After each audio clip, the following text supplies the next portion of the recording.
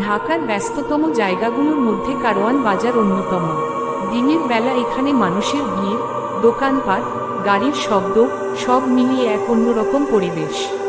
কিন্তু রাত গভীর হলে এই জায়গাটাই যেন বদলে যায়। রাত প্রায় 2টা। রফিক নামের এক তরুণ সবজি ব্যবসায়ী তার কাজ শেষ করে বাড়ি ফিরছিল। প্রতিদিনের মতো সেদিনও সে বাজারের শেষ মাথা দিয়ে হাঁটছিল। চারপাশে তখন অদ্ভুত নীরবতা, শুধু দূরে কুকুরের ডাক আর মাঝে মাঝে বাতাসের শব্দ। হঠাৎ সে দেখতে পেল সাদা শাড়ি পরা এক মহিলা রাস্তার পাশে দাঁড়িয়ে আছে। মহিলার মুখটা ঠিক বোঝা যাচ্ছিল না, চুলগুলো মুখ ঢেকে রেখেছে। রফিক প্রথমে ভাবল হয়তো কোনো অসহায় মানুষ সাহায্য চাইছে। সে ধীরে ধীরে কাছে গিয়ে বলল, আপা, কিছু লাগবে? মহিলা কোনো উত্তর দিল না, শুধু ধীরে ধীরে হাত তুলে সামনের পুরনো গলিটার দিকে ইশারা করল। রফিক একটু ভয় পেলেও সাহস করে গলির দিকে এগোলো। কিন্তু কয়েক পা যাওয়ার পর সে পেছনে তাকিয়ে দেখল মহিলাটি নেই। চারপাশে কেউ নেই, পুরো রাস্তা ফাঁকা। তার বুক ধড়ফড় করতে লাগলো। ঠিক তখনই সে কানে শুনতে পেল এক চাপা কান্নার শব্দ। বাঁচাও, বাঁচাও!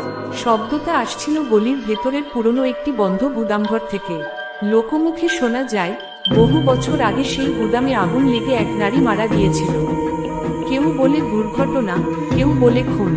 রফিক ভয় পেয়ে দ্রুত সেখান থেকে দৌড় দিল। কিন্তু যতই দৌড়ায় মনে হচ্ছিল কেউ যেন তার পেছনে পেছনে হাঁটছে।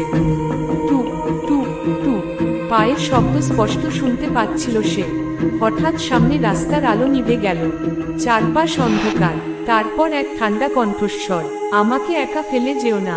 রফিক জমে গেল, তার শরীর নড়ছিল না। ধীরে ধীরে পেছনে তাকাতেই সে দেখল সেই সাদা শাড়ির মহিলা একদম তার পেছনে দাঁড়িয়ে।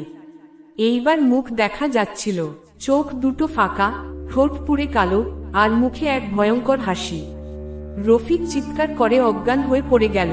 পরদিন সকালে বাজারের লোকজন তাকে রাস্তার পাশে অচেতন অবস্থায় পায়। জ্ঞান ফেরার পর সে সব ঘটনা খুলে বলে।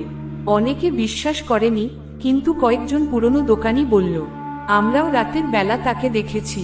তারপর থেকে রফিক আর কখনো রাতের পর একা কারওয়ান বাজার পার হয় না। আজও নাকি গভীর রাতে সেই পুরনো গলির পাশে সাদা শাড়ির এক মহিলাকে দাঁড়িয়ে থাকতে দেখা যায়। আর কেউ কাছে গেলে সে শুধু একটি কথাই বলে, আমাকে ভুলে যেও না। আমাদের এই নতুন নতুন ভূত পেত্নীর ভয়ের গল্প ভিডিও পেতে সাবস্ক্রাইব করে বেল আইকনটি অন করে রাখুন।